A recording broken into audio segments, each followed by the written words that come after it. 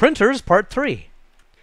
In this nugget, we continue our discussion of printers with Part 3, and this is the conclusion of our printers discussion. We'll talk here about maintenance of the printers. What kinds of things do you have to replace? What kind of things wear out? What kind of things deplete? And what kind of things are serviceable by you? You can't actually service all of them. Also, we'll take a look at troubleshooting your printers, and of course, this is a big part of an A+ exam in terms of the exam objectives, so we'll take a look at a variety of different possible causes for printer problems.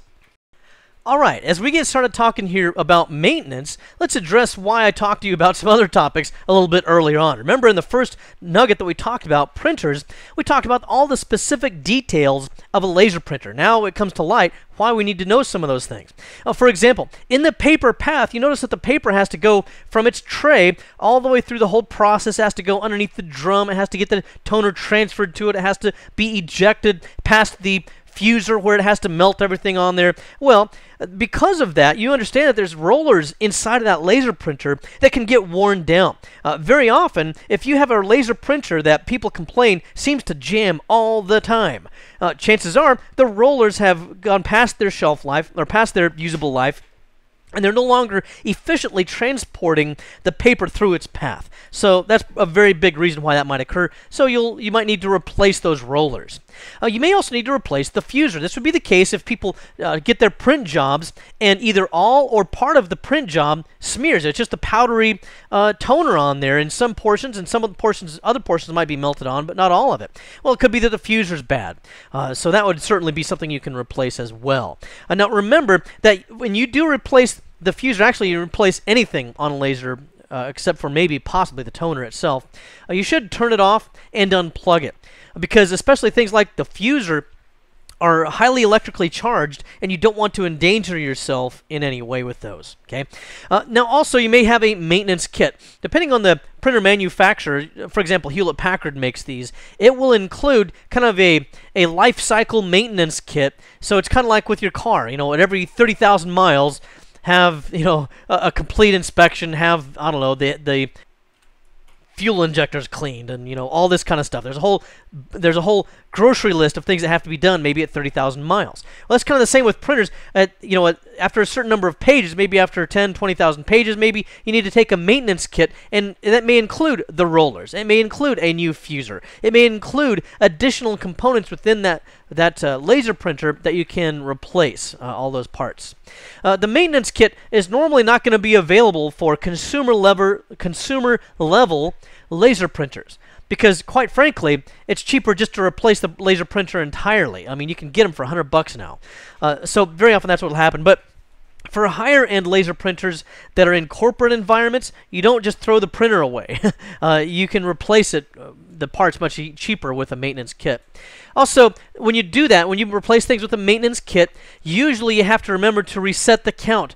For many of these higher-end corporate-level printers, they will know that it needs maintenance after a certain page count, and it will probably show up on a display, or with many of the fancier printers, it can even send an email to the administrator when it's approaching its maintenance kit lifetime, and it'll remind you that you need to get a new maintenance kit and replace those parts. If you never reset the counter, there's no way of knowing whether you've printed enough pages or not. So you have to reset that when you do the maintenance kit. Also, toner is probably the most frequently, or actually the second most frequently replaced item on a laser printer. Can you guess what the most frequently used item is that you have to replace? The paper, yeah. In fact, if users complain that the printer queue on their end of things seems to be jammed up and none of the print jobs seem to be going through, first thing I would always check the paper to see if it's run out. That's very often the case. Anyway, then you'll also have a waste tank, and there are different names for that. Just depends on who the vendor is. But especially for a color printer, remember, the toner is not recycled back into the toner cartridge, but it has to still be scraped off of the drum. And so it's going to get filled up inside of a waste tank that you may periodically have to replace. Now, I've taken some of those, and they say that you're supposed to just buy new ones. Usually what I do is I'll just kind of empty them out and put them back in. Maybe that's cheating. I don't know, but it saves me an awful lot of money. And then for inkjets, what you'll usually do there is, number one, you might want to look at the nozzles because they may need to be cleaned. This is going to be the case if users complain that the quality of the print jobs is not good, or they're getting lines through the print job. Horizontal lines across the page. Very often that's because the nozzle needs to be cleaned. Or if the color balance looks weird, especially for photographs. Again, one of the inkjet nozzles might be clogged up, and so it's not delivering enough, cyan or enough magenta or whatever color it is. Also, it could be an issue of alignment. This will also be the case, again, if you get banding in the print job. This is because the print head might not be perfectly lined up the way it should be. There's usually utilities for both the nozzle cleaning and alignment from the manufacturer, or you can usually push the menu buttons on the printer surface to be able to access menu items that allow you to do both of those things as well. The other thing would be ink. Now, there's most frequently used frequent thing you're probably going to do on inkjet printers is to replace the ink. They're very thirsty, and the ink is expensive, so part of life. You'll have to get used to that one. And then there's sometimes a waste tank that might need to be replaced as well. Normally, this is only going to be on higher end of printers, because what actually happens is if it makes borderless prints, it actually has to do a little bit of overspray past the edge of the paper, and there's other things that cause these inkjet printers, the higher end ones, to actually kind of waste a little bit of ink. So what's it going to do with that extra ink? Well, it just kind of disposes of it, and it puts it in a waste tank that you might have to replace. Those can cost anywhere between $30 and $90. So again, another thing you have to pay for. You might need to be aware of some other maintenance items, such as the printer properties. Maybe you need to adjust whether or not it prints out of tray 1 by default, or tray 2, or whether it prints envelopes, or what kind of card stock it needs to use, that sort of thing. Maybe the page sizes. Also, separator pages, and this is useful for busy printers that have multiple users that share them. It's difficult sometimes to discern where your job begins and the other user's job begins. Okay, so you can print separator pages in between individual print jobs. And then there's also spool settings, which adjust the things such as the performance and where the main work of the print job is performed. And in order to show you all of that, it's best if I actually just demonstrate that by going to the properties of a printer. And I'm going to right click here and run this as an administrator, but I'll go to our properties. And then as we continue on through this, you'll see that I can do a number of different things, for example, through the Advanced tab. Now, as an example of this, you'll see here that it says always available or available only during certain hours. And I would then specify those hours. That might be useful if I have a printer that I only really be wanted to be used during off-peak hours. Or maybe it's a very loud and noisy and large dot matrix printer that we only want to use to print reports during off-peak hours when everyone else is at home, and it just runs at night, something like that. So that could be one item I could do. If I have multiple print objects that print to the same physical printer, then I can adjust the priority as well. So different printers have a different priority. And when I say that, by the way, it might sound kind of confusing. See, I actually have one physical printer. I have only one of these Canon printers, and it's sitting right behind me. But I can actually install the same printer twice in Control Panel here. I could actually have that, and I could have another one, down here as well. In the interface here in Windows, it sees them as separate printers, even though they're the same physical printer. Okay, so let me actually get back to my dialog box here, if I can get to it. And what I could do with this then is if I had a second one installed, I would say that maybe that one is a lower priority. Okay, the lower the number, the higher the priority. So if I could set up a number of 50 for the other one, for example. And that way, anybody that printed print jobs through that other one would be a lower priority than the initial one.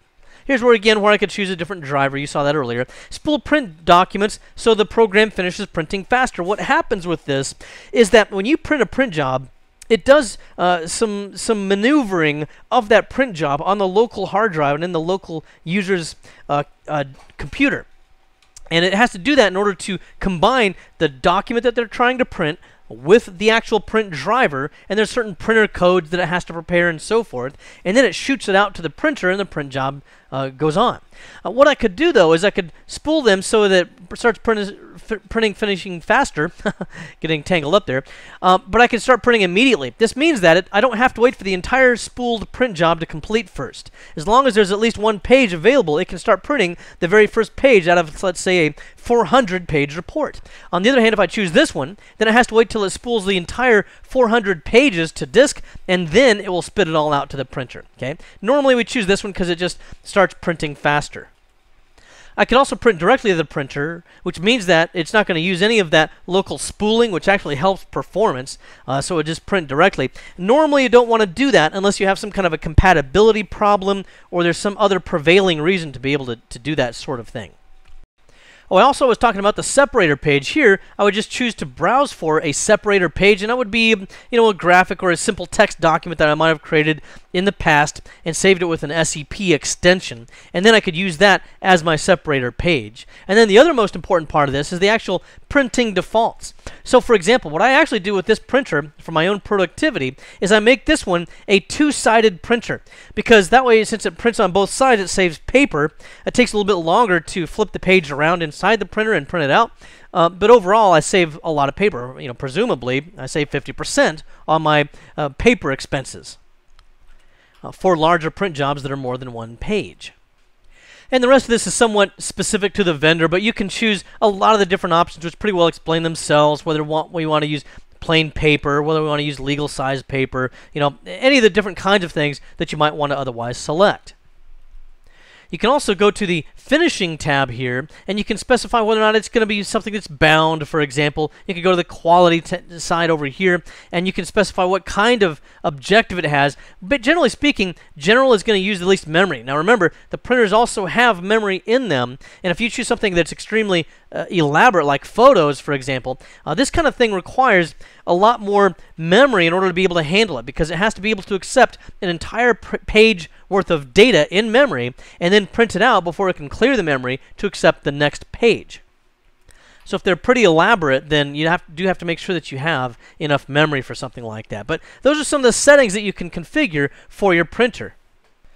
Now let's take a look at some troubleshooting issues here as well. A big part of the troubleshooting with the laser printer, or actually any of the printers that we've talked about, is in the proper configuration and setup of them in the first place. So if someone's complaining about a problem with the printer, or it's been set up, someone tried to set it up, but it never works in the first place, go back through and make sure that it's been set up in the way that, that I've shown you here to make sure that it's properly done. Otherwise, you may have a variety of other problems that could occur.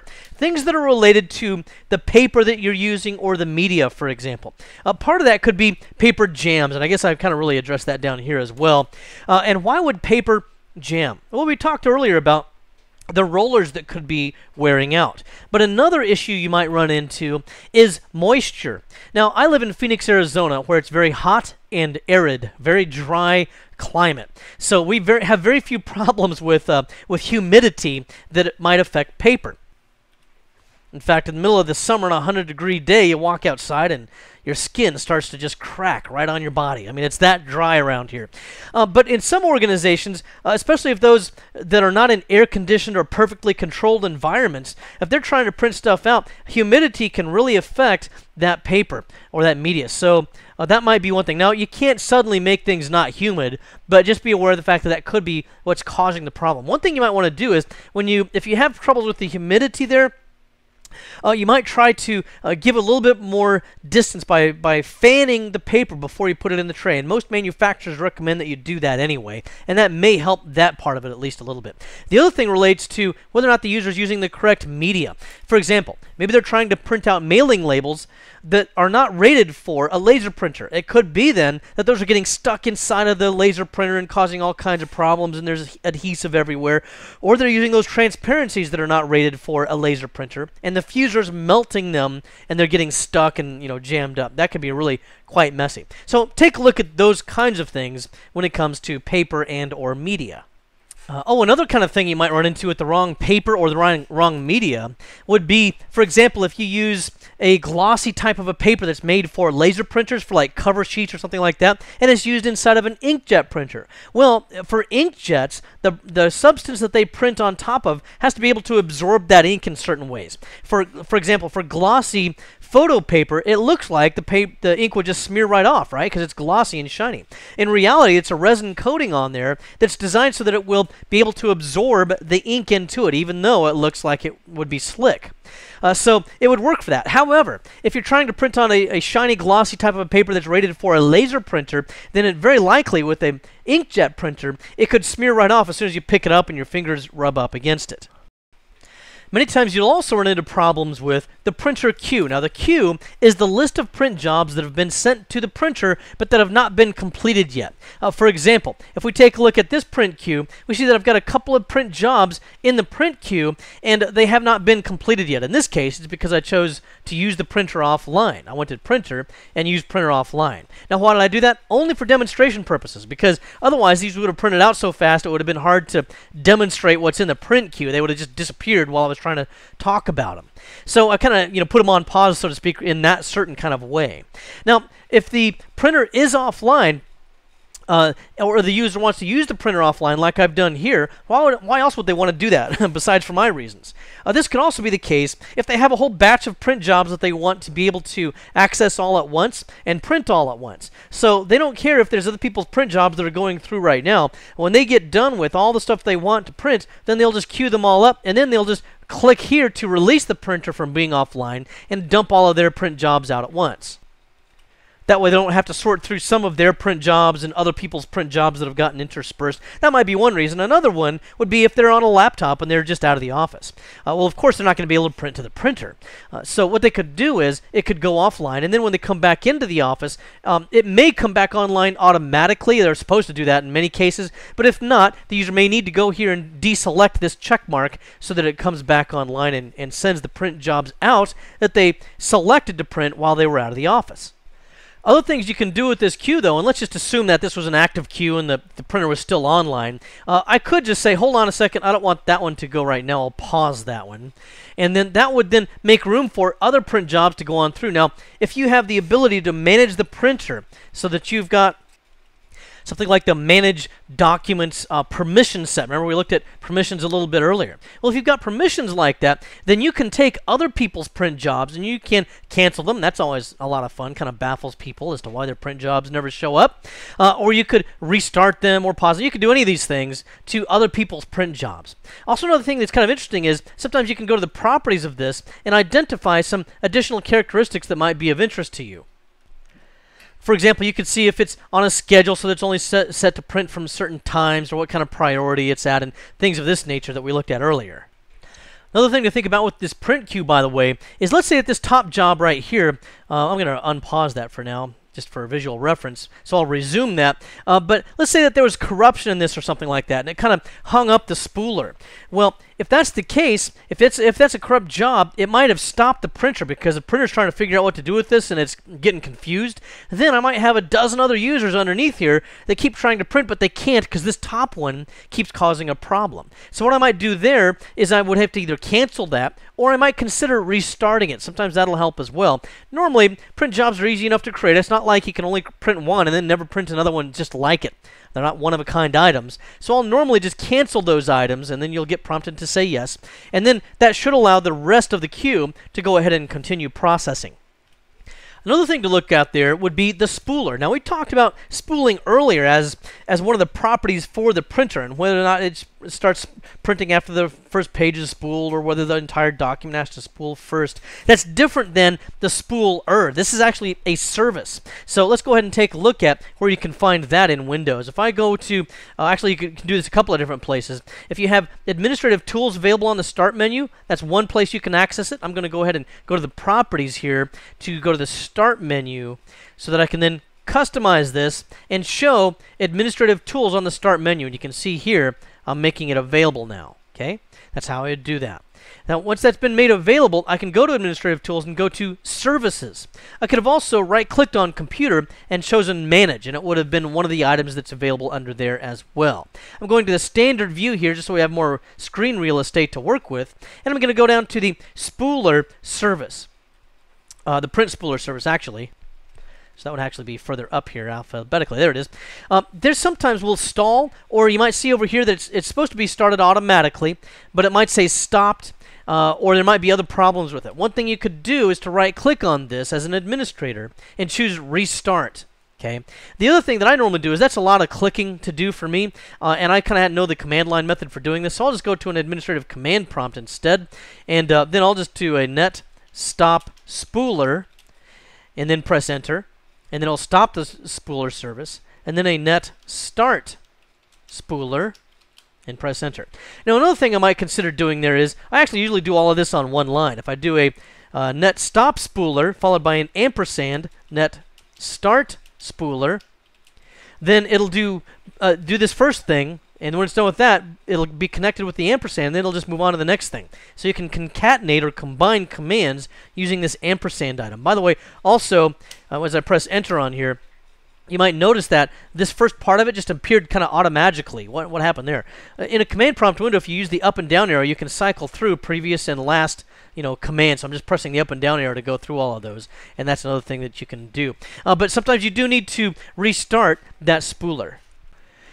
Also, you might just simply need to reset the printer. Sometimes it gets confused by a corrupt print job or something like that, so you may need to reset it. Normally this is going to clear out any print jobs that are currently in its memory, but not in the spool on the computer side of things. So in order to do that, there might be a menu option that you can use, or a button that you press and hold down on the face of the printer. It just depends on the vendor and the manufacturer. Or you can also just go to the back of the printer, and usually there's a physical power switch that you can flip off and then wait a couple of seconds or a few seconds and then flip it back on, and that very often seems to address things as well. Sometimes you might also see certain status or error messages that you'll just have to look up in the manual or go online and find out from the vendor what they mean. I mean, it might say on the little LCD screen, error status 51. What does that mean? I don't know. I remember a long time ago I had a printer that would never give you in plain language what the problem was. It would say, well, again, error status 51. What is that? Well, I had to go look it up, and it says error status 51 means it's out of paper. Well, couldn't they have just said that instead of giving me this obscure error message? But sometimes you do have to look them up, and so just check those out. Also, sometimes you'll get network or sharing issues. This one can be kind of related to the status and error messages. If you see that the network, if it's like on an Ethernet connection, and you look at the printer port where the Ethernet cable plugs into the printer, normally there's going to be lights there that blink, that identify things such as whether or not it's active, or possibly even the speed of the connection. Sometimes if there's nothing that appears there at all, then it could be that the network card has gone bad. And in order to confirm that, one of the things you can do, depending on the vendor, is you might cycle the printer, which means just to turn the printer off, then turn it back on, and then it could be that one of the status or error messages that will appear will tell you a network-related problem that's going on, or it was unable to detect a network card or something like that. A lot of these printers actually have small network cards that if you unscrew the cover for them, you can actually replace them. They may be a field replaceable unit that you would just have to order from the manufacturer and replace. Let's also talk about sharing. Now, again, sharing, a lot of that is just setting it up right in the first place, but if it's not set up properly or has a permissions problem, you can go into the sharing item here, and although I'm in Windows 7, the interface here for the security is pretty much going to be the same. Then I can just make sure that the right people are selected and the right privileges are selected there. For example, in this case, again, everyone has the ability to print to this printer. And again, just remember that if somebody's been added into this list and they've been given the deny print permission, that overrides everything. In this case, if I deny print permission to everyone, that would include even me as an administrator. So deny is a pretty overwhelming permission that would prevent people from being able to print. And then as we talk about additional troubleshooting issues you might run into, one of those might be that you're just getting blank pages. How in the world is that going to happen? Well, a couple of different things can cause this. Number one, you might have defective toner. That would be something I would be aware of.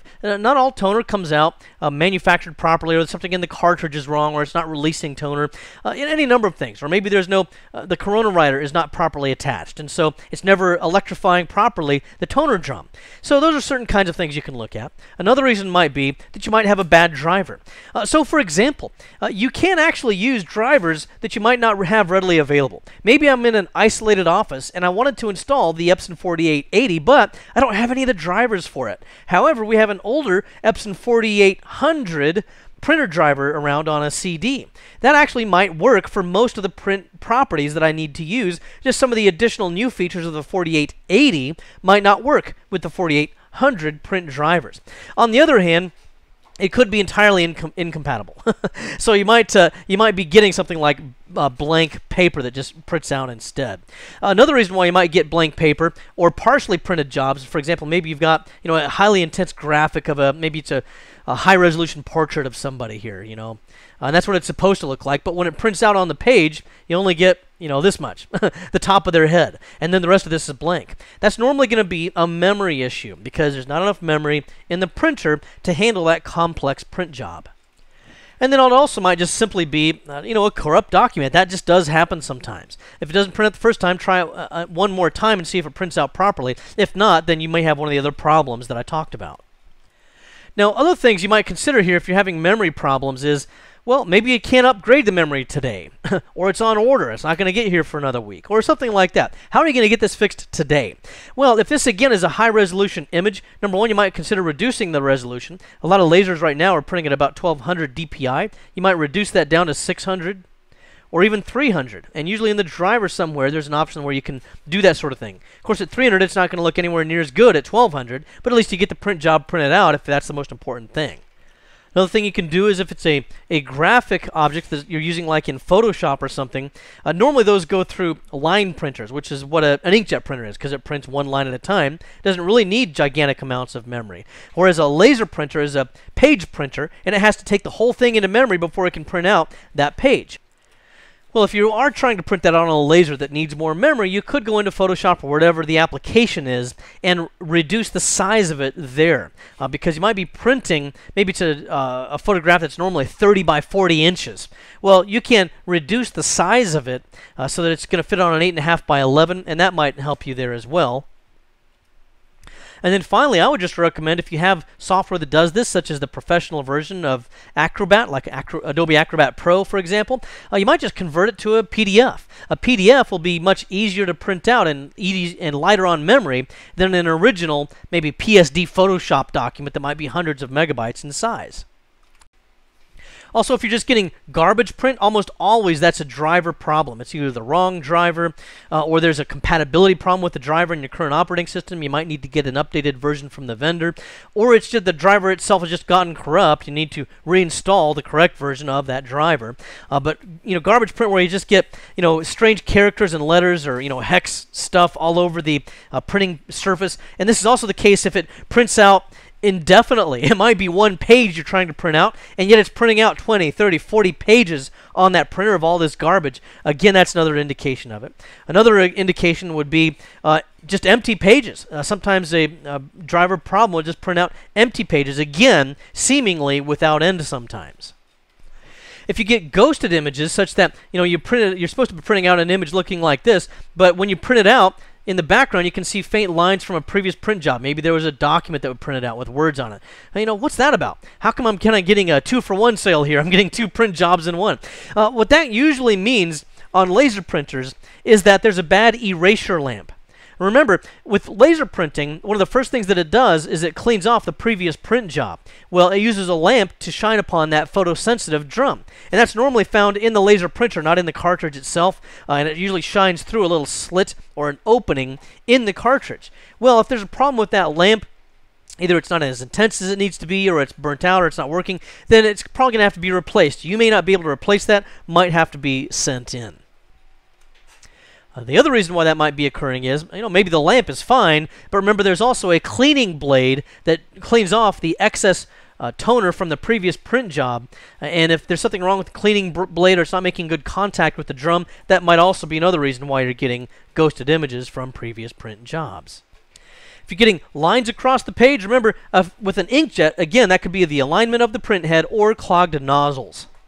So you might have to address both of those possibilities. And with a laser printer, you don't see that very often. But if you do, it could be because the fuser has gone bad and it's not properly heating up the page, causing the toner to stick to the paper properly. If you're getting problems with smearing, remember, with inkjet, it might be that you're using the wrong paper. Maybe it's some kind of a glossy paper that's made for lasers that you're trying to put ink on, and it's not absorbing properly and drying properly.